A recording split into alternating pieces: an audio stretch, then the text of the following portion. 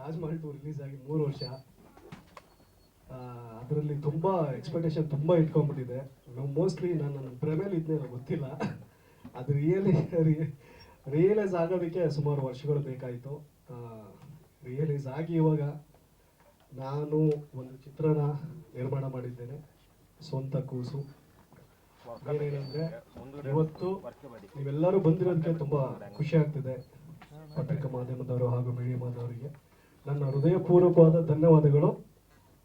ಹಾಗೆ ಈ ಚಿತ್ರ ನಾನು ಒಂದು 2023 ಏಪ್ರಿಲ್ ತಿಂಗಳಲ್ಲಿ 20ನೇ ತಾರೀಕು ಬೈಂದೂರಲ್ಲಿ ಒಂದು ಶಿವನ್ ದೇವಸ್ಥಾನದಲ್ಲಿ ಸೋಮೇಶ್ವರ ಟೆಂಪಲಲ್ಲಿ ಸಿನಿಮಾನ ಸ್ಟಾರ್ಟ್ ಮಾಡಿದೆ. ಅಲ್ಲಿಂದ ಇಲ್ಲಿವರೆಗೂ ಯಾವುದೇ ಅಡೆತಡೆ ಇಲ್ಲದೆ ಬಂದಿದೆ. ಟ್ರೈಲರ್ ಇವತ್ತು ಬಿಡುಗಡೆ ಒಂದು ಸಸ್ಪೆನ್ಸಲ್ಲಿ ಇಟ್ಕೊಂಡಿದ್ದೆ. ನನ್ನನ್ನು ಬೆಳೆಸಿದಂತಹ ಪತ್ರಿಕಾ ಮಾಧ್ಯಮ ಮತ್ತು ಮೀಡಿಯಾ ಮಾಧ್ಯಮದವರಿಗೆ, ಇದರಲ್ಲಿ ಹಿರಿಯಕರು ಒಬ್ಬರಿದ್ದಾರೆ, ಅವ್ರ ಕಡೆಯಿಂದ ಲಾಂಚ್ ಆಗಬೇಕಂತ ನಾನು ತುಂಬ ಆಸೆ ಪಟ್ಟಿದ್ದೀನಿ. ವಾಸು ಸರ್ ಟ್ರೈಲರ್ನ ಲಾಂಚ್ ಮಾಡಬೇಕು, ನೀವು ಹಿರಿಯರು ನಮ್ಮನ್ನು ಬೆಳೆಸ್ಕೊಂಡು ಬಂದಿದ್ದೀರಿ. ಸೊ ನಿಮ್ಮಿಂದ ಈ ಟ್ರೈಲರ್ ಲಾಂಚ್ ಅಂತ ಹೇಳಿ ಸರ್, ಸಾಕು, ಬೇರೆ ಏನು ಬೇಡ. ಟ್ರೈಲರ್ ಲಾಂಚ್ ಮೈಕಲ್ಲಿ ಹೇಳಿ ಸರ್.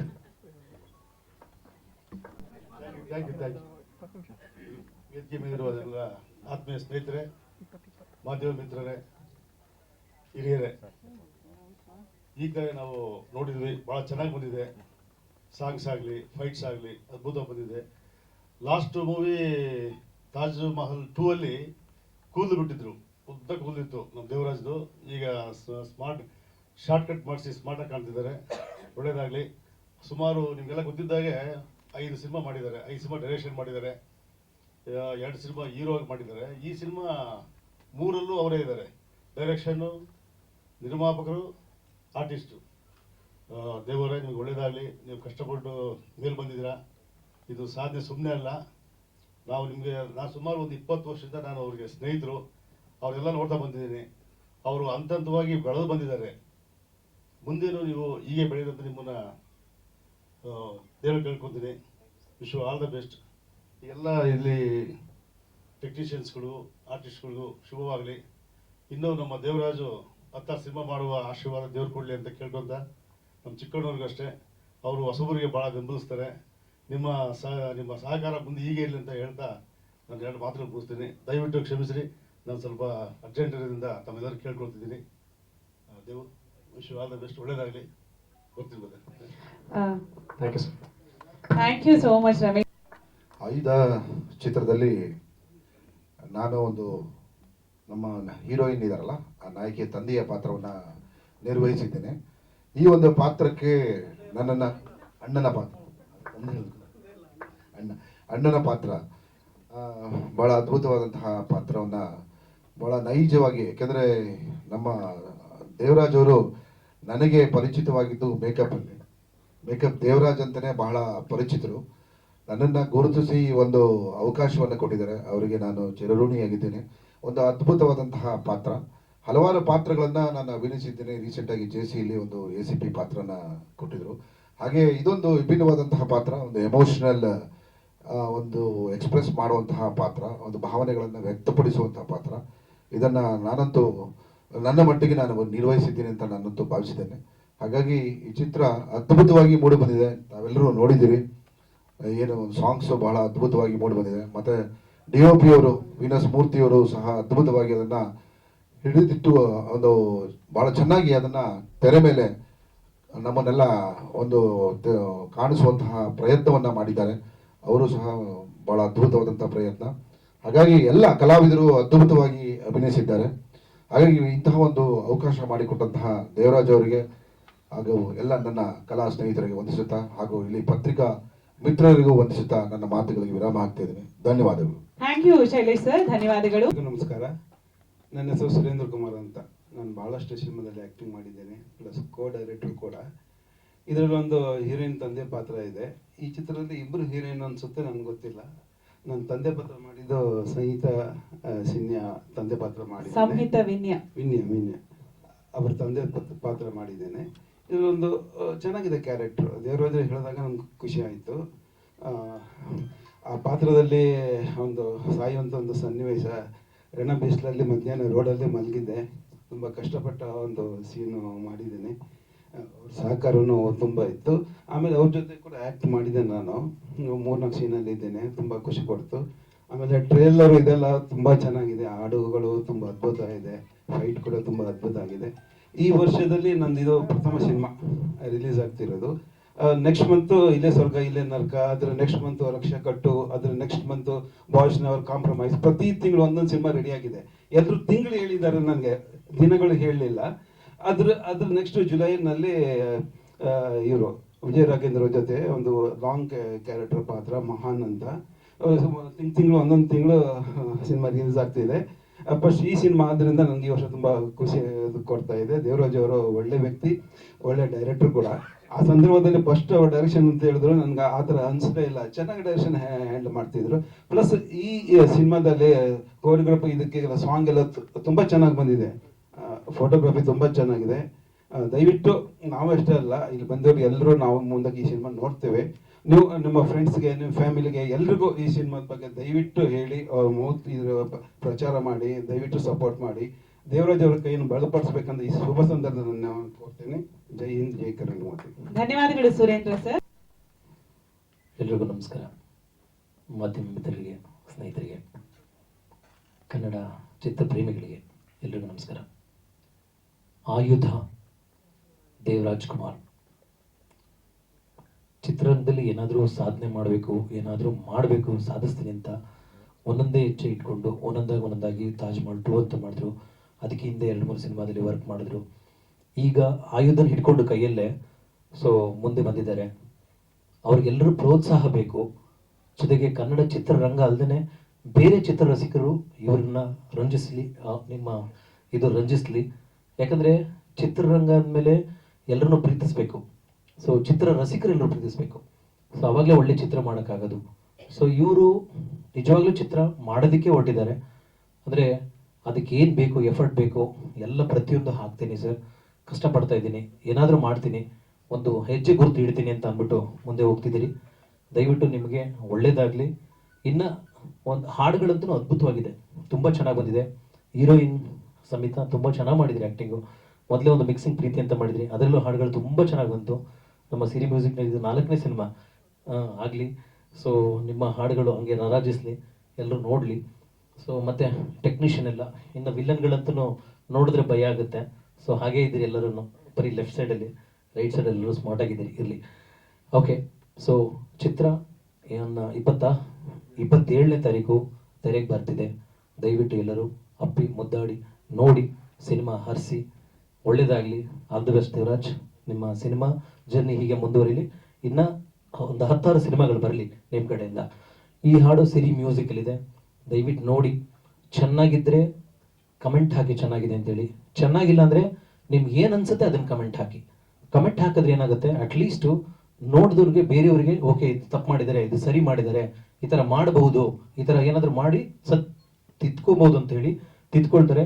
ದಯವಿಟ್ಟು ಒಮ್ಮೆ ನೋಡಿಬಿಟ್ಟು ಅದನ್ನು ಹರಿಸಿ. ಥ್ಯಾಂಕ್ ಯು, ಧನ್ಯವಾದಗಳು, ನಮಸ್ಕಾರ.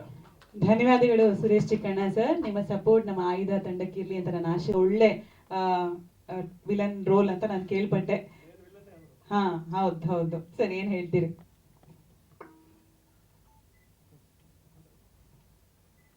ಎಲ್ರಿಗೂ ನಮಸ್ಕಾರ. ನನ್ನ ಹೆಸರು ರಘುರಾಜ್ ಮಲ್ನಾಡು ಅಂತ. ಮೊದಲಿಗೆ ಈ ವೇದಿಕೆ ಕೊಟ್ಟ ನನ್ನ ದೇವರಿಗೆ ಮನಪೂರ್ವಕವಾಗಿ ನಮಸ್ಕಾರಗಳು, ಹಾಗೂ ರೇಣುಕಾಂಬ ಸ್ಟುಡಿಯೋ ಅವ್ರಿಗೂ ಅಷ್ಟೇ ನನ್ನ ನಮಸ್ಕಾರ. ಆಮೇಲೆ ಮಾಧ್ಯಮದವರಿಗೆ ನನ್ನ ನಮಸ್ಕಾರಗಳು. ಆಮೇಲೆ ಬಂದಿರುವಂಥ ಎಲ್ಲ ಗಣ್ಯ ವ್ಯಕ್ತಿಗಳಿಗೆ, ಹೀರೋಗೆ, ಹೀರೋಯಿನ್ಗೆ ಎಲ್ರಿಗೂ ನಮಸ್ಕಾರ. ಇದರಲ್ಲಿ ಆಯುಧ ಸಿನಿಮಾದಲ್ಲಿ ನಾನು main villain sir. Okay, main villain ನಾನು. ನನಗೆ ಪಾತ್ರ ತುಂಬ ದೊಡ್ಡ ಪಾತ್ರ ಕೊಟ್ಟಿದ್ದಾರೆ. 3 ವರ್ಷದ ಹಿಂದೆ ಈ ಥರ ಒಂದು ಪಾತ್ರ ಇದೆ, ಮಾಡಬೇಕು ಅಂತ ಹೇಳಿದ್ರು. ಸರಿ ಸರ್ ಆಯಿತು ಬಂದು ಮಾಡಿದೆ. ಒಂದು 7ರಿಂದ 8 ದಿವಸ ಮಾಡಿದೆ. ನಾನು ಅಲ್ಲಿ ನೋಡಿದ್ದೇನು ಅಂದರೆ, ದೇವರಾಜ್ ಸರ್ಗೆ ತುಂಬ ತುಂಬ ಕಷ್ಟಪಟ್ಟು, ಅಂದರೆ ಅವರು ಮೇಕಪ್ ಆರ್ಟಿಸ್ಟು, 1 ತಿಂಗಳು ಮೇಕಪ್ ಮಾಡೋರು. ಅದರಲ್ಲಿ ಬಂದಿರುವಂತಹ ದುಡ್ಡು ತೊಗೊಂಬಂದು 2 ದಿನ 3 ದಿನ ಶೂಟಿಂಗ್ ಮಾಡೋರು. ಆ ಥರ ಕಷ್ಟಪಟ್ಟು ಇಷ್ಟಪಟ್ಟು ಈ ಸಿನಿಮಾನ ಮಾಡಿದ್ದಾರೆ. 1 ರೂಪಾಯಿನೂ ಸಾಲ ಮಾಡಲಿಲ್ಲ ಈ ಸಿನಿಮಾಗೆ. ಆ ರೀತಿ ಅವರು ಭಾಳ ಪರ್ಫೆಕ್ಟಾಗಿ ಮಾಡಿರುವಂಥ ಸಿನಿಮಾ ಮೇಲೆ ತುಂಬ ಪ್ರೀತಿ ಇಟ್ಕೊಂಡಿರುವಂಥ ಒಂದು ಹೀರೋ, ರಿಯಲ್ ಹೀರೋ ಅವರು. ಸರ್ ನಿಮ್ಗೆ ಒಳ್ಳೇದಾಗಲಿ. ಆಮೇಲೆ ಹೀರೋಯಿನ್ಸ್ 2-3 ಜನ ಇದ್ದಾರೆ, ಅವ್ರಿಗೂ ಒಳ್ಳೇದಾಗಲಿ. ವಿಲನ್ಸ್ಗಳು ತುಂಬ ಜನ ಇದ್ದಾರೆ, ಅವ್ರಿಗೂ ಆಲ್ ದಿ ಬೆಸ್ಟ್. ಆಮೇಲೆ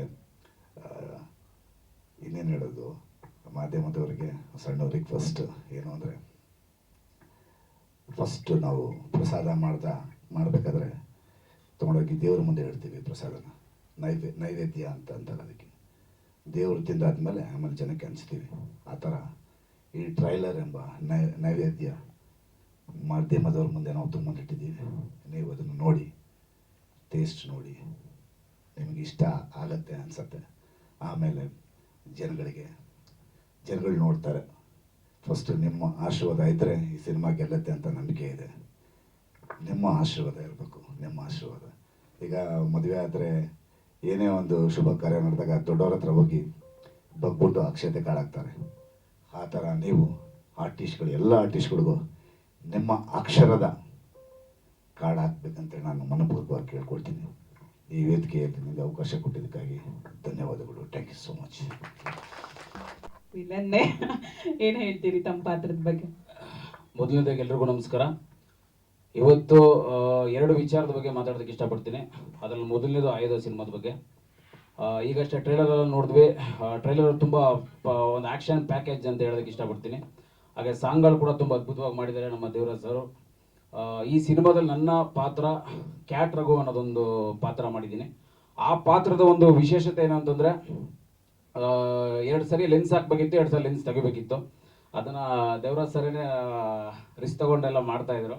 ನನ್ನ ಅವರ ಕಾಂಬಿನೇಷನಲ್ಲಿ ಒಂದು ಅದ್ಭುತವಾದ ಫೈಟ್ ಇದೆ. ತಾಯಿ ಚಾಮುಂಡೇಶ್ವರಿ, ಈಗ ಗೌಡಗೆರೆ ತುಂಬ ಫೇಮಸ್ಸು.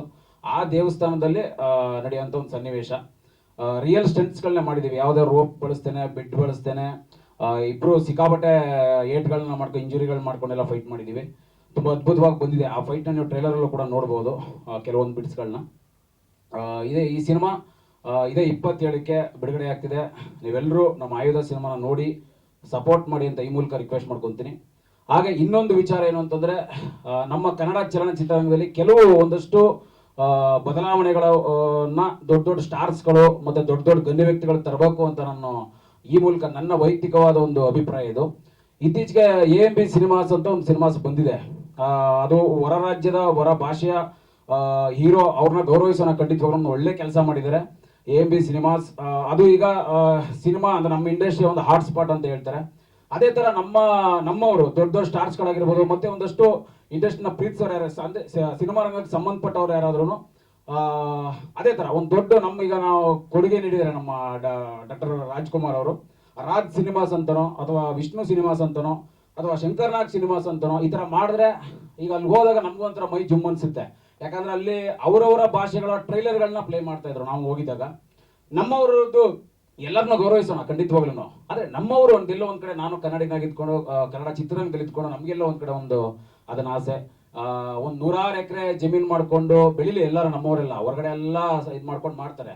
ಅದೇ ಒಂದು ಇನ್ವೆಸ್ಟ್ಮೆಂಟ್ನ ನಮ್ಮ ಚಿತ್ರರಂಗದ ಮೇಲೆ ಆಗ್ತು ಅಂದರೆ ಹೊಸ ಪ್ರತಿಭೆಗಳು ಹುಟ್ಟುತ್ತಾರೆ, ಹೊಸ ಸಿನಿಮಾಗಳು ಬೆಳೀತವೆ. ಇವಾಗ ಎಷ್ಟೋ ಸಿನಿಮಾ ಈ ರೀಸೆಂಟ್ ನಮ್ಮ ಆತ್ಮೀಯಗಳೇನಾದ್ರೆ, ಈ ರೀಸೆಂಟ್ ದಿಲ್ಕುಶ್ ಪ್ರಮೋದ್ ಜಯ ಅಂತ ಒಬ್ಬರು ನಿರ್ದೇಶಕರು, ನಾವೆಲ್ಲ ಸೇರ್ಕೊಂಡು ಒಂದು ಸಿನಿಮಾ ಮಾಡಿದ್ವಿ. ಬಟ್ ಹೊಸಬರು ಎಷ್ಟೋ ಜನ ನನಗೆ ಹೇಳಿದ್ದಾರೆ, ಸ್ಯಾಟಲೈಟ್ ವಿಚಾರಕ್ಕಂತ ಹೋದಾಗ ಡಬ್ಬಿಂಗ್ ಸಿನಿಮಾಗಳು ಬಂದ್ಬಿಟ್ಟಿವೆ, ಸಾವಿರಾರು ಸಿನಿಮಾಗಳಿದೆ ನಮ್ಮ ಹತ್ರ, ಆ ಸಿನಿಮಾಗಳು ಹಾಕಿಗೆ ಜಾಗ ಇಲ್ಲ, ಹೊಸ ಸಿನಿಮಾಗಳು ಎಲ್ಲಿ ತಗೊಳ್ಳೋಣ ಅಂತಂತ. ಇದನ್ನೆಲ್ಲ ದೊಡ್ಡವರು ಸಿನಿಮಾ ಮಾಡ್ತಾರೆ, ಸಿನಿಮಾ ರಿಲೀಸ್ ಆಗುತ್ತೆ, ಪಟಾಕಿ ಹೊಡಿತಾರೆ, ಒಂದಷ್ಟು ಜನ ಕರೆಸ್ತಾರೆ, ಎಲ್ಲ ಮಾಡ್ತಾರೆ, ಎಲ್ಲ ಆಗುತ್ತೆ, ಓಕೆ ಡನ್, ಅದನ್ನ ಗೌರವಿಸೋಣ. ಅದನ್ನ ಬಿಟ್ಟು ಹೊಸಬರಿಗೆ ಏನು ಸಹಾಯ ಮಾಡ್ತಾ ಇದ್ದಾರೆ ಸ್ಟಾರ್ಸ್ಗಳು, ದೊಡ್ಡವರು, ಇದನ್ನ ದಯವಿಟ್ಟು ಗಮನ ಹರಿಸ್ತಾರೆ. ಈಗ ನೋಡಿ ಚಿತ್ರರಂಗ ಖಾಲಿ ಇದೆ, ಅಥವಾ ಚಿತ್ರಮಂದಿರಗಳ ಖಾಲಿ ಇದೆ, ಇದನ್ನೆಲ್ಲ ಹೊರತುಪಡಿಸಿ ಎಲ್ರಿಗೂ ಒಳ್ಳೇದಾಗತ್ತೆ ಅಂತ ಈ ಮೂಲಕ ವಿಶ್ ಮಾಡ್ತೀನಿ. ಇದು ನನ್ನ ವೈಯಕ್ತಿಕವಾದ ಅಭಿಪ್ರಾಯ. ಇದ್ರ ಬಗ್ಗೆ ಗಮನ ಕೊಡಿ ಎಲ್ಲರೂ ಅಂತ ಈ ಮೂಲಕ ರಿಕ್ವೆಸ್ಟ್ ಮಾಡ್ತೀನಿ. ಹಾಗೆ ಇನ್ನೊಂದೇನು ಅಂತಂದ್ರೆ, ನಮ್ಮ power star Puneeth Rajkumar sir ಅವರು PRK ಪ್ರೊಡಕ್ಷನ್ ಮುಖಾಂತರ ಹೊಸಬರಿಗೆ ಒಂದಷ್ಟು ಸಿನಿಮಾಗಳನ್ನ ಪ್ರೊಡ್ಯೂಸ್ ಮಾಡಿದ್ರು. ಹಾಗೆ ಈಗ ಡಾಲಿ ಧನಂಜಯ ಅವರು ಪ್ರೊಡ್ಯೂಸ್ ಮಾಡ್ತಿದ್ದಾರೆ. ಇದೆಲ್ಲ ನಮ್ಗೊಂದು ಒಳ್ಳೆ ಮಾದರಿ. ಆ ಥರ ಎಲ್ಲರೂ ಮಾಡಿದಾಗ ಯಾರೋ ಪ್ರೊಡ್ಯೂಸರ್ ತಗೊಂಡು ದುಡ್ಡು ಇನ್ವೆಸ್ಟ್ ಮಾಡ್ತಾರೆ, ಪೇಮೆಂಟ್ ತಗೊಂತಾರೆ, ಫ್ಲಾಪ್ ಇಟ್ಟು ಮುಗಿಸ್ಕೊಂಡು ಒಂದು ವಾರ ಮುಗಿಸ್ಕೊಂಡು ಮನೆಗೆ ಹೋಗ್ತಿರ್ತಾರೆ. ಅದಲ್ಲ, ಹೊಸಬರನ್ನ ಗುರುತಿಸಿ ಯಾರು ಹೊಸ ಟ್ಯಾಲೆಂಟ್ಗಳು ಇರ್ತಾರೆ ಅಂಥವ್ರನ್ನ ಗುರುತಿಸಿ ಸಿನಿಮಾಗಳನ್ನ ಪ್ರೊಡ್ಯೂಸ್ ಮಾಡಬೇಕು. ಬೇರೆಯವ್ರಿಗೆ ಹೇಳೋ ಬದಲು ಆ ಕೆಲಸನ ಅವ್ರು ಮಾಡಿದಾಗ ಕನ್ನಡ ಚಿತ್ರರಂಗ ದೊಡ್ಡದಾಗಿ ಬೆಳೀತೆ ಅಂತ ಈ ಮೂಲಕ ರಿಕ್ವೆಸ್ಟ್ ಮಾಡ್ತೀನಿ. ಎಲ್ರಿಗೂ ಒಳ್ಳೆಯದಾಗಲಿ. ಟಾಪಿಕ್ ಚೇಂಜ್ ಮಾಡೋದಕ್ಕೆ ಕ್ಷಮೆ ಇರಲಿ. ನಮ್ಮ ಆಯುಧ ಸಿನಿಮಾ ಇದೆ 27ಕ್ಕೆ ಸಿನಿಮಾ ರಿಲೀಸ್ ಆಗ್ತಿದೆ. ನಮ್ಮ ಹೀರೋಯಿನ್ನು ಕ್ಯಾರೆಕ್ಟರ್ ಹೇಳಿದಣ, ಕ್ಯಾಟ್ ರಘು ಅಂತ ಕ್ಯಾರೆಕ್ಟ್ರು ಅದ್ಭುತವಾಗಿ ಮಾಡಿದ್ದೀನಿ, ಚೆನ್ನಾಗಿದೆ. ನಮ್ಮ ದೇವರಾಜ್ ಸರ್ ಒಳ್ಳೆ ಅವಕಾಶ ಕೊಟ್ಟಿದ್ದಾರೆ. ಈ ಸಾಂಗ್ ನೋಡಿದಾಗ ಹೀರೋಯಿನ್ ಅವ್ರ ಬಗ್ಗೆ ಹೇಳೋದಕ್ಕೆ ಇಷ್ಟಪಡ್ತೀನಿ. ದೇವರಾಜ್ ಸರ್, ನಿಮ್ಮ ಬಗ್ಗೆ ನಮಗೊಂದು ಬೇಜಾರಿದೆ. ಯಾಕಂದ್ರೆ ಇಬ್ಬರು ಹೀರೋಯಿನ್ಸ್ಗಳ ಜೊತೆ ಡ್ಯಾನ್ಸ್ ಮಾಡ್ಬಿಟ್ಟಿದ್ದೀರಾ. ಇಷ್ಟು ಜನ ನಾವು ವಿಲನ್ಸ್ಗಳಿದ್ದೀವಿ. ಯಾರೋ ಬಾಂಬೆಯಿಂದನೋ ಬಾಲಿವುಡ್ ಹೀರೋಯಿನ್ ಕರೆಸಿದ್ರೆ ವಿಲನ್ಸ್ಗಳು ಒಂದು ಐಟಮ್ ಸಾಂಗ್ ಹಾಕ್ಬಿಟ್ಟು ಡ್ಯಾನ್ಸ್ ಮಾಡ್ಬಿಡ್ತಾ ಇದ್ವಿ. ಇದು ಒಂದು ಬಗ್ಗೆ ಬೇಜಾರಿದೆ. ನೆಕ್ಸ್ಟ್ ಸಿನಿಮಾ ಪ್ಲಾನ್ ಮಾಡಿ ಖಂಡಿತವಾಗ್ಲೂ. ಒಳ್ಳೇದಾಗಲಿ. ಹೇಳಿ. ಖಂಡಿತ ನಿಮ್ಮೆಲ್ಲರ ಆಶೀರ್ವಾದದಲ್ಲಿ. Thank you so much.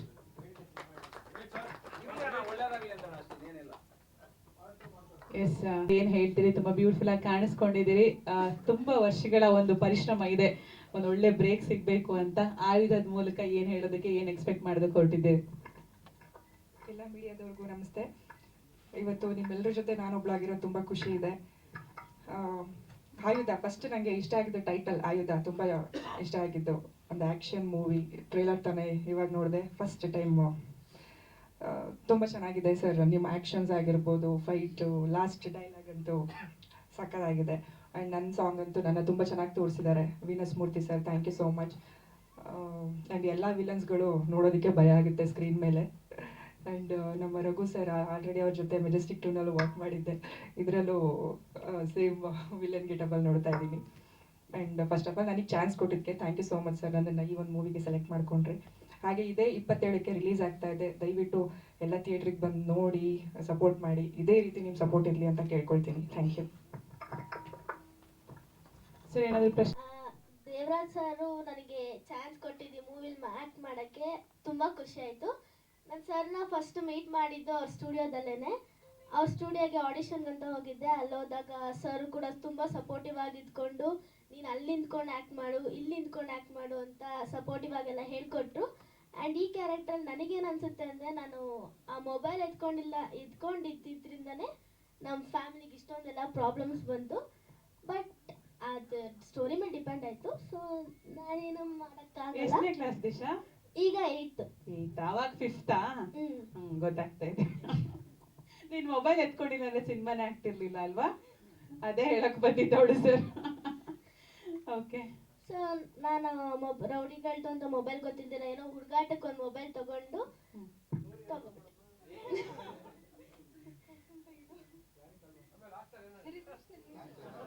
Last ಅಲ್ಲಿ ರೌಡಿಗಳು ನಮಗೆ ಬೆದರಿಕೆ ಕೊಟ್ಬಿಟ್ಟು.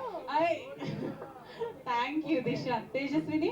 ನಮಸ್ತೆ ಎಲ್ಲ ಮಾಧ್ಯಮ ಮಿತ್ರದವ್ರಿಗೂ, ಬಂದಿರೋ ಎಲ್ಲ ಹಿರಿಯರಿಗೂ, ನಮ್ಮ ಫ್ರೆಂಡ್ಸ್ಗೂ ಎಲ್ಲರಿಗೂ ನನ್ನ ಅಭಿನಂದನೆಗಳು ತಿಳಿಸ್ಕೊತೀನಿ. ಫಸ್ಟ್ ಆಫ್ ಆಲ್ ನನ್ನ ಸಿನಿಮಾ ಇಂಡಸ್ಟ್ರಿಗೆ ಬಂದು 22 ವರ್ಷ ಆಯ್ತು. ಇದು 22 ವರ್ಷ ಆಗ್ತಾ ಇದೆ. ಬಟ್ ಇದುವರೆಗೂ ನಾನು ಗುರ್ಸ್ಕೊಳ್ಳೋಂಥ ಕ್ಯಾರೆಕ್ಟರ್ ಯಾವ ಬಂದಿಲ್ಲ. ಅದು ನನ್ನ ಅದೃಷ್ಟನೋ ಇಲ್ಲ ಏನೋ ಗೊತ್ತಿಲ್ಲ. ಸಣ್ಣ ಪುಟ್ಟ ಪಾತ್ರಗಳು ಮಾಡ್ಕೊಂಡು ಬಂದಿದ್ದೀವಿ. ಫಸ್ಟ್ ಟೈಮು ದೇವರಾಜ್ ಸರ್ ನನ್ನ ಕರೆದು ಅಲ್ಲಿ ಬಂದಾಗ ಅಲ್ಲಿ ನನ್ನ ಕ್ಯಾರೆಕ್ಟ್ರಿಗೂ ಸ್ವಲ್ಪ ಇದಿತ್ತು, ಅಲ್ಲಿ ಕಾಂಪಿಟೇಷನ್ ಇತ್ತು. ಬಟ್ ಯಾವ ನಂಬಿಕೆ ಇಟ್ಟು ನನಗೆ ಈ ಕ್ಯಾರೆಕ್ಟರ್ ಆಯ್ಕೆ ಮಾಡಿದ್ರು ಅಂತ ನನಗಂತೂ ಗೊತ್ತಿಲ್ಲ. ಬಟ್ ಅದನ್ನು ನಾನು ಕರೆಕ್ಟಾಗಿ ಮಾಡಿದ್ದೀನಿ ಅನ್ಕೋತೀನಿ ದೇವರಾಜ್ ಸರ್.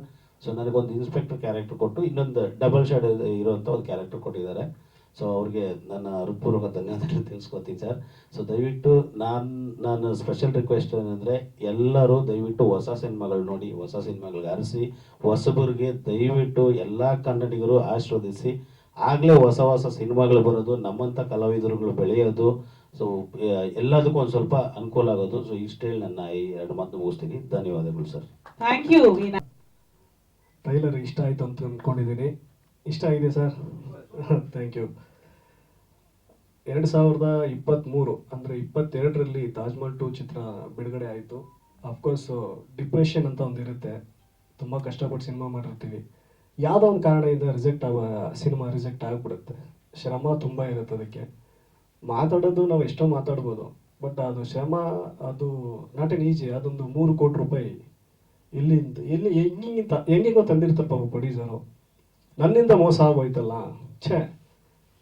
ಸತ್ಯವಾಗ್ಲೂ ಸರ್, ನಾನು ಡಿಪ್ರೆಷನ್ಗೆ ಹೋಗಿದ್ದೆ. ಸಿನಿಮಾ ಇಂಡಸ್ಟ್ರಿನೇ ಬೇಡ, ಎಂಥದ್ದು ಬೇಡ, ಜೀವನನೇ ಬೇಡ, ಅಜ್ಞಾತ ಸ್ಥಳಕ್ಕೆ ಹೋಗ್ಬಿಟ್ಟಿದೆ. ಸರಿ, ಯಾವುದೋ ಒಂದು ಸಾಂಗ್ ಬಂತು, ಆ ಟೈಮಿಗೆ ಪ್ಲೇ ಆಯಿತು. ಆ ಸಾಂಗಿಂದ ಇವತ್ತಿನ ಬದುಕುಳಿದಿದ್ದೀನಿ. ಸತ್ಯವಾದ ಮಾತು.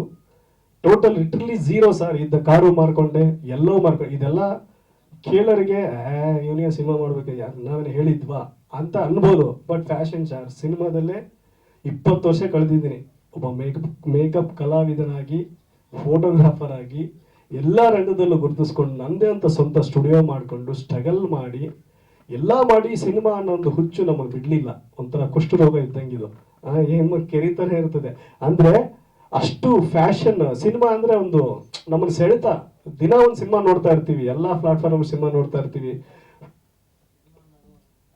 ಕಲೆ, ಸಾರಿ ತಪ್ಪಾಯ್ತು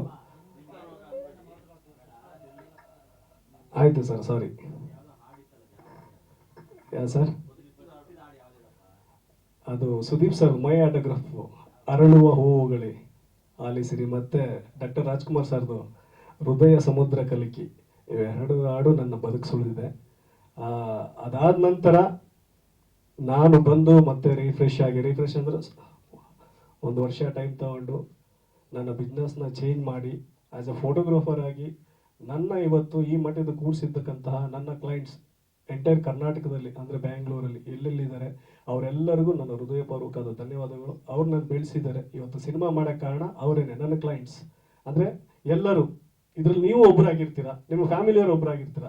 ಎಲ್ಲರಿಗೂ ಒಂದು ಪ್ರೀ ವೆಡ್ಡಿಂಗ್ ಅನ್ನೋ ಒಂದು ಕಾನ್ಸೆಪ್ಟ್ನ ನಾವು ತಂದು ನಮ್ಮ ಸ್ಟುಡಿಯೋನ ಬೆಳೆಸಿ ಅದರಿಂದ ಪ್ರೊಡಕ್ಷನ್ ಮಾಡಿ ಇವತ್ತು 2023ರಲ್ಲಿ ನಾನು ಏಪ್ರಿಲ್ ತಿಂಗಳಲ್ಲಿ ಸ್ಟಾರ್ಟ್ ಮಾಡಿದ ಸಿನಿಮಾ ಇದು. ಸೊ ನಾನು ದುಡ್ದೇ ಈ ಸಿನಿಮಾನ ಸ್ಟಾರ್ಟ್ ಮಾಡಿದ್ದು. ಎಲ್ಲೂ ನಾನು ಸಾಲ ಮಾಡಿಲ್ಲ. ಇರೋ ಹಣನ ಎಲ್ಲೂ ಸಾಲ ಮಾಡದೆ ಇರೋ ಹಣನ ಇನ್ವೆಸ್ಟ್ ಮಾಡಿ ಈ ಚಿತ್ರನ ನಿರ್ಮಾಣ ಮಾಡಿದ್ದೀನಿ. ನಿಮ್ಮೆಲ್ಲರ ಸಹಕಾರ ಬೇಕು. ಇದೇ ತಿಂಗಳು 27ನೇ ತಾರೀಕು ಚಿತ್ರ ಬಿಡುಗಡೆ ಆಗ್ತಿದೆ. ಸೊ ಅದೊಂದು ಗ್ಯಾಪ್ ಸಿಕ್ತು. ಹಾಗೆ ಇವತ್ತು ನಾನು ಕೂರೋ ಕಾರಣ ಇಲ್ಲಿ ನಾನು ಸುರೇಶ್ ಚಿಕ್ಕಣ್ಣವ್ರನ್ನ ಮರೆಯಂಗೆ ಇಲ್ಲ. ಯಾಕಂದರೆ ಒಂದು ಜರ್ನಿ ಇರುತ್ತೆ. ಸಿನಿಮಾ ಫಿನಿಶ್ ಆದಮೇಲೆ ಆಡಿಯೋ ರೈಟ್ಸ್ ಅನ್ನೋದು ಒಂದು ಜರ್ನಿ ಇರುತ್ತೆ. ಆ ಟ್ರಾವೆಲ್ ಮಾಡಲೇಬೇಕು ನಾನು, ಬೇರೆ ಆಪ್ಷನ್ನೇ ಇಲ್ಲ. ಎಲ್ಲ ಬಾಗಿಲು ಹೋಗಿ ತಟ್ಟುಬಿಟ್ಟು ಬಂದೆ. ಒಂದೊಂದು ಬಾಗಿಲು ಒಂದೊಂದು ಥರ ಇರುತ್ತೆ. ಸೊ ನನ್ನ ವೆಲ್ಕಮ್ ಮಾಡಿದ್ದು ಸುರೇಶ್ ಚಿಕ್ಕಣ್ಣವರು. ನಿಮ್ಮ ಈ ಸಪೋರ್ಟು, ಈ ಒಂದು ಆರ್ಗನೈಸೇಷನು ಇವತ್ತೇನು ನಾನು ಕೂತು ಮಾತಾಡ್ತಾ ಇದ್ದೀನಿ, ನಮ್ಮ ಚಿತ್ರದ ಹಾಡುಗಳು ತಗೊಂಡು ಒಂದು ಒಳ್ಳೆ ಸ್ಥಾನನ ಕೊಟ್ಟಿದ್ದೀರಾ. ನಿಮ್ಮಂಥ ಆಡಿಯೋ ಕಂಪ್ನಿಲಿ ಬೆಳಿಬೇಕು ಸರ್. ತುಂಬ ಖುಷಿ ಆಗುತ್ತೆ. ಸುರೇಶ್ ಚಿಕ್ಕಣ್ಣವರು ಬೆಳೆಸ್ಬೇಕು ನಮ್ಮಂತರ, ಇನ್ನೂ ಸುಮಾರು ಬೆಳೆಸ್ತಾರೆ ಖಂಡಿತವಾಗ್ಲು. ಈ ಬಾಗಿಲು ಇವತ್ತೇನು ನಾನು ಕೂತಿದ್ದೀನಲ್ಲ ಸರ್, ಇದಕ್ಕೆ ಆಯೋಜನೆ ಮಾಡಿ ಒಳ್ಳೆ ಅಮೌಂಟೇ ನನಗೆ ಕೊಟ್ಟಿದ್ದಾರೆ. I am very much happy. ಹಿಂದಿನ ಸಿನಿಮಾಗಳು ನೆನೆಸ್ಕೊಂಡ್ರೆ ಇದು ವೆರಿ ಮಚ್ ಹ್ಯಾಪಿ. ಈ ಚಿತ್ರದಲ್ಲಿ ಎಲ್ಲರೂ ವಿಲನ್ಗಳಿದ್ದಾರೆ. ಇದೊಂದು ಆ್ಯಕ್ಷನ್ ಥ್ರಿಲ್ಲರ್ ಫ್ಯಾಮಿಲಿ ಡ್ರಾಮಾ. ಒಂದು ಚಿತ್ರಕಥೆ ಅಂದರೆ ಯಾವ ಸಿನಿಮಾ ಮಾಡೋದು ಅಂತ ಏನು ಐಡಿಯಾ ಇರಲಿಲ್ಲ. ದಿನನಿತ್ಯ ಮೊಬೈಲಲ್ಲಿ ಎಲ್ಲ ಒಂದೊಂದು ಭಾಗದಲ್ಲಿ ಒಂದೊಂದು ಸ್ಟೋರಿ ನಡೀತಾನೆ ಇರ್ತದೆ. ನನ್ನ ಪಾತ್ರ ಬಂದ್ಬಿಟ್ಟು ಇದರಲ್ಲಿ ಬ್ಯಾಡ್ಮಿಂಟನ್ ಕೋಚರ್. ಸೊ ಇದು ಒಂದು ಕಾಲ್ಪನಿಕ ಕಥೆ, ಎಲ್ಲೂ ನಡೆದಿದ್ದಲ್ಲ. ಒಂದು ಮೊಬೈಲಲ್ಲಿ ಡೈಲಿ ನಡೆಯುವಂಥದ್ದು. ಒಂದು ಫ್ಯಾಮಿಲಿಲಿ ಒಂದು ಫುಲ್ ಫ್ಯಾಮಿಲಿನೇ ಇರ್ತೀವಿ, ಅನ್ಯೋನ್ಯವಾಗಿರ್ತೀವಿ. ಚಿಕ್ಕ ಮಗು ದಿಶಾ ಅಂತ ಇದ್ದಾಳೆ, ಅವಳು ನಮ್ಮ ಭಾವ ಅಂದರೆ ನಮ್ಮ ಅಕ್ಕ ಅವ್ರು ಬಂದಿಲ್ಲ. ಅವರಿಗೆ ಅವ್ರ ಭಾವನ ಮಗಳಿಗೆ ಒಂದು ಫೋನ್ ಸಿಗುತ್ತೆ. ಆ ಫೋನು ಆಫ್ ಆಗಿರುತ್ತೆ, ಒಂದು ರೋಡಲ್ಲಿ ಸಿಗುತ್ತೆ, ಆಫ್ ಆಗಿರುತ್ತೆ. ಆನ್ ಮಾಡಿದ ತಕ್ಷಣ ಏನೆಲ್ಲ ಅನುಭವಿಸ್ತಾರೆ ಆ ಫ್ಯಾಮಿಲಿಲಿ, ಅವ್ರು ಏನು ಆಗ್ತಾರೆ, ಹೀರೋ ಅವ್ರನ್ನೆಲ್ಲ ಹೆಂಗೆ ಕಾಪಾಡ್ಕೋತಾನೆ ಅನ್ನೋದು ಈ ಸಿನಿಮಾದ ಒನ್ಲೈನ್ ಸ್ಟೋರಿ. ಇದರಲ್ಲೊಂದು 4 ಆ್ಯಕ್ಷನ್ ಇದೆ. ಅಫ್ಕೋರ್ಸ್ ನಮಗೆ ಆ್ಯಕ್ಷನ್ ಸಿನಿಮಾ ಅಂದರೆ ತುಂಬ ಇಷ್ಟ ಮೊದಲಿಂದನೂ. ಸೊ ಆ್ಯಕ್ಷನ್ ಇಟ್ಕೊಂಡು ಮಾಡಿದ್ದೀನಿ. ಒಂದು ಒಳ್ಳೆ ಚಿತ್ರಕ್ಕೆ ಇದೇ ರೇಣುಕಾಂಬ ಸ್ಟುಡಿಯೋದಲ್ಲಿ ಸೆನ್ಸರ್ ಆಯಿತು. ಅದೇನಕ್ಕೆ ಸರ್ಟಿಫಿಕೇಟ್ ಕೊಟ್ಟರು ದೇವರಿಗೆ ಗೊತ್ತು. ಅವ್ರು ಕೇಳಂಗಿಲ್ಲ. ಅದೇ ದೊಡ್ಡ ಪ್ರೊಡಕ್ಷನ್ಸ್ ಹೌಸ್ ಇದ್ದಾಗ ಇಲ್ಲ ಸರ್ ಕೇಳಲೇಬೇಕು, ಅವ್ರಿಗೆ ಯಾರಿಗೂ ಕೇಳಲ್ಲ. ಜಸ್ಟ್ ಅವ್ರು ಕೈ ಕಟ್ ಮಾಡಿ ಬ್ಲಡ್ಡಿಂಗ್ ಬಂದರೆ CGಲಿ ಸರ್ಟಿಫಿಕೇಟ್ ಅಂತಾರೆ. ಮತ್ತು ಜನಕ್ಕೆ ನಾವು ಹೆಂಗೆ ಸಿನಿಮಾ ತೋರಿಸೋದು ಹೇಳಿದರೆ ರಿವೆಂಜ್ ಕಮಿಟಿಗೆ ಹೋಗಿ ಇರ್ತಾರೆ. ರಿವೆಂಜ್ ಕಮಿಟಿಗೆ ಹೋದರೆ 3 ಲಕ್ಷ 4 ಲಕ್ಷ ಕೇಳೋರು ಯಾರು ಇಲ್ಲ. ಕೇಳಿದ್ರೆ ಮತ್ತೆ ಬೇರೆ ಥರ ಬರುತ್ತೆ. Revising committee. ಸೊ ಇಲ್ಲೇ ಕೇಳಿದೆ ನಾನು, ಯಾಕೆ ಸರ್ ಸರ್ಟಿಫಿಕೇಟ್ ಈ ಸಿನಿಮಾದಲ್ಲಿ ಏನಿದೆ ಅಂಥದ್ದು ಏನಿದೆ ಸರ್? ಎಲ್ಲ ಸಿನಿಮಾದಲ್ಲೂ ಗ್ಲಾಮರ್ ಅಂತ ಒಂದು ಹೀರೋ ನಾಯಕಿನ ತೋರಿಸ್ಲೇಬೇಕು. ಒಂದು ಡ್ಯೂಯೆಟ್ಸ್ ಜನಕ್ಕೆ ಒಂದು ಮನೋರಂಜನೆ ಬೇಕಲ್ಲ. ಈ ಚಿತ್ರದಲ್ಲೇ ಇದೆ. ಏನಕ್ಕೆ ಸರ್ಟಿಫಿಕೇಟ್, ನಾನು ಇನ್ನೂ ಕನ್ಫ್ಯೂಷನ್ ಎಲ್ಲ ಇದೆ. ಸರ್ಟಿಫಿಕೇಟ್ ಏನಕ್ಕೆ ಕೊಟ್ಟರು ಅಂತ ಕೇಳಿದೆ. ಒಂದು ಅಂಶನೇ ಇಟ್ಕೊಂಡಿದ್ದೆ. ಅಂಶನೇ ಇದು ಕೊಡೋಕ್ಕಾಗಲ್ಲ. ನಾನು ಯಾವುದೋ ಒಂದು ವ್ಯಕ್ತಿನ ತಂದಿದ್ದೀನಿ. ಆ ವ್ಯಕ್ತಿ ಬೇಡ, ಆ ವ್ಯಕ್ತಿನ ಕಟ್ ಮಾಡಿ ಬಿಸಾಕು, ನಾನು ಬಾರಿಗೆ ಕೊಡ್ತೀನಿ. ಅದು ಸಿನಿಮಾ ಕಂಟೆಂಟ್ ಇರೋದು ಅದ್ರ ಮೇಲೆ. ಅದೇ ತೆಗೆದ್ರೆ ಮತ್ತೆ ನಾನು ಏನು ಮಾಡಲಿ, ಇದಕ್ಕೆ ಸಂಬಂಧನೇ ಇಲ್ವಲ್ಲ ಸರ್ ಅಂತ ಕೇಳಿದೆ. ವಾದ ತುಂಬ ಆಯಿತು, ಮತ್ತೆ ಬರೆದು ಕೊಟ್ಬಿಡ್ತೀನಿ, ಆಗಲ್ಲ ಅಂದ್ರು. ನಾವಿರೋ ಪರಿಸ್ಥಿತಿಲಿ ಆಗಲ್ಲ ಅಂತ ಸರಿ ಒಪ್ಕೊಂಡ್ವಿ. ಸೊ ಇದೇ ತಿಂಗಳು 27ನೇ ತಾರೀಕು ಸಿನಿಮಾ ಬಿಡುಗಡೆ ಆಗ್ತಿದೆ. ಮೇನ್ ಥಿಯೇಟ್ರ್ ಸ್ವಪ್ನದಲ್ಲಿ ಬಿಡುಗಡೆ ಮಾಡ್ತಾ ಇದೆ, ಲಿಖಿತ್ ಫಿಲ್ಮ್ಸ್ ಅಲ್ಲಿ ಡಿಸ್ಟ್ರಿಬ್ಯೂಟ್ ಮಾಡ್ತಿದ್ದಾರೆ. ಇನ್ನೆಲ್ಲರೂ ಈ ಚಿತ್ರದಲ್ಲಿ ಅವ್ರವ್ರ ಕೆಲಸನ ಅಚ್ಚುಕಟ್ಟುಗೆ ಮಾಡಿ ಮುಗಿಸಿದ್ದಾರೆ. ಸಮ್ಮತ್ಯ ವಿದ್ಯಾ ಅವರು ಈ ಚಿತ್ರದಲ್ಲಿ ತುಂಬ ಚೆನ್ನಾಗಿ ಕಾಣಿಸ್ತಾರೆ. ಅವ್ರದ್ದೇ ಒಂದು ಸೆಕೆಂಡ್ ಹಾಫಲ್ಲಿ ಒಂದು ಪ್ಲೇ ಬರುತ್ತೆ, ತುಂಬ ಚೆನ್ನಾಗಿರುತ್ತೆ. ಒಂದು ಇನ್ನೋಸೆಂಟು ಮತ್ತು ಒಂದು ಫ್ಯಾಮಿಲಿ ಡ್ರಾಮಾ, ಜನಕ್ಕೆ ತುಂಬ ಒಂದು ಸ್ವಲ್ಪ ಕರ್ಳ್ ಕ್ಯೂಚರ್ ಥರ ಒಂದು ಎಪಿಸೋಡ್ ಬರುತ್ತೆ. ನೀವೆಲ್ಲ ನೋಡ್ತೀರಾ, ನೋಡಿ ಆಶೀರ್ವಾದ ಮಾಡಿ. ಈ ಚಿತ್ರಕ್ಕೆ ನಾನೇ ಕತೆ ಬರೆದು, ಚಿತ್ರಕಥೆ ಬರೆದು, ನಿರ್ದೇಶನ ಮತ್ತು ನಿರ್ಮಾಣ ಮಾಡಿದ್ದೀನಿ. ಸಂಗೀತ 3 ಜನ ಇದ್ದಾರೆ, ಮನುದೀಪ್ ಅಂತ, ಮತ್ತು ಸತೀಶ್ ಸ್ಟೀವನ್ ಅಂತ, ಇನ್ನೊಬ್ರು ಮಂಜುನಾಥ್ ಅಂತ, 3. ಬ್ಯಾಕ್ಗ್ರೌಂಡ್ ಸ್ಕೋರ್ ವಿಕ್ರಮ್ ಸೆಲ್ವಾ ಅಂತ ಮಾಡಿದ್ದಾರೆ. ಸೊ 4 ಜನ ಇದ್ದಾರೆ. ಪಾರ್ಟ್ ವೈಸ್ ಒಬ್ಬೊಬ್ರು ಕೊಟ್ಟಿದ್ದೆ, ಎಲ್ಲರೂ ಚೆನ್ನಾಗಿ ಮಾಡಿದ್ದಾರೆ. ಅಫ್ಕೋರ್ಸ್ ಇಲ್ಲಿ ಇರೋರೆಲ್ಲ ಚೆನ್ನಾಗೇ ಮಾಡಿದ್ದಾರೆ. ರಾಜು ಡ್ಯಾನ್ಸ್ ಮಾಸ್ಟ್ರು, ಮನೋಹರ್ ಸಿಂಗ್ ನವಲಗುಂದ ಅಂತ ಎಲ್ಲ ಹಾಡುಗಳನ್ನು ಬರೆದಿದ್ದಾರೆ, ಅವರು ಇಲ್ಲೇ ಬಂದಿದ್ದಾರೆ ವೇದಿಕೆ ಮೇಲೆ. ಪಾಪ ದಿಶಾ ಪುಟ್ಟ ಹುಡುಗಿ, ಒಳ್ಳೆ ಟ್ಯಾಲೆಂಟ್ ಇದೆ.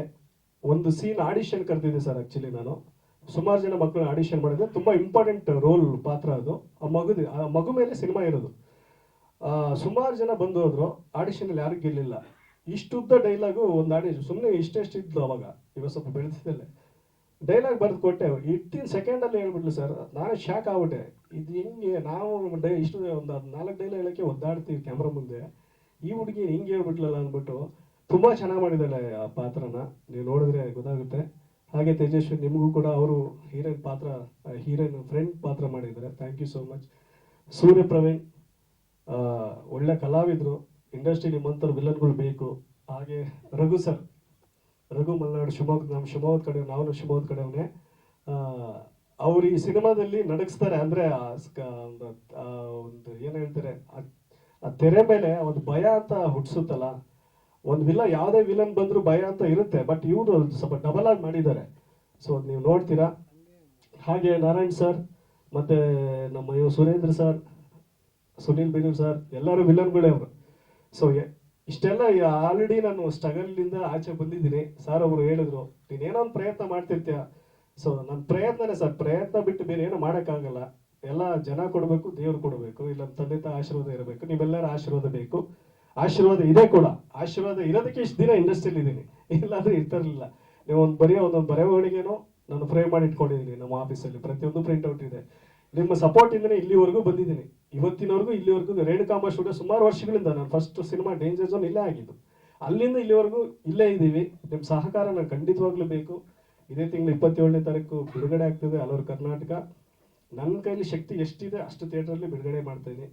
ದಯವಿಟ್ಟು ಸಪೋರ್ಟ್ ಮಾಡಿ ಅಂತ ಕೇಳ್ಕೊಂತೀನಿ ಸರ್, ನಿಮ್ಮ ಸಹಕಾರ ಇರಲಿ. ಥ್ಯಾಂಕ್ ಯು ದೇವರಾಜ್ ಅವರ, ಧನ್ಯವಾದಗಳು. ದಿಶಾ ಮಾತಾಡ್ತೀರಾ?